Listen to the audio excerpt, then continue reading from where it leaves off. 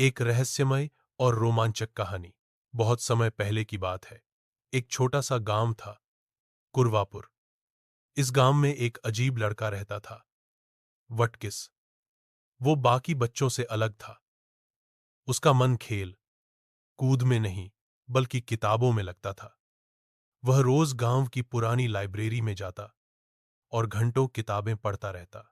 एक दिन लाइब्रेरी की सबसे ऊपरी अलमारी में उसे एक धूल भरी, चमकीली, सुनहरी किनारे वाली किताब मिली। किताब पर लिखा था, जादू के रहस्य। जैसे ही वटकिस ने किताब को खोला, उसमें से एक तेज रोशनी निकली और हवा में तैरता एक पुराना जादूगर प्रकट हुआ। वह जादूगर बोला, ओ वटकिस, तुम ही चुने गए हो इस जादू को फिर से दुनिया में लाने के लिए। लेकिन याद रखना, हर जादू का एक नियम होता है, और अगर उसका उल्लंघन हुआ तो भारी परिणाम भुगतने होंगे। वटकिस चकित था, लेकिन वह बहुत उत्साहित भी था। उस किताब में ढेर सारे मंत्र और जादुई रहस्य थे।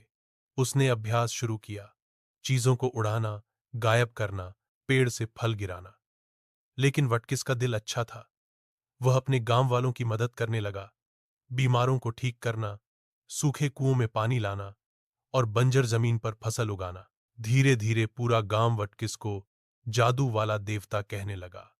लेकिन जैसे ही प्रसिद्धि बढ़ी, वटकिस का घमंड भी बढ़ने लगा। उसने एक दिन सोचा, क्यों ना मैं राजा बन जाऊं।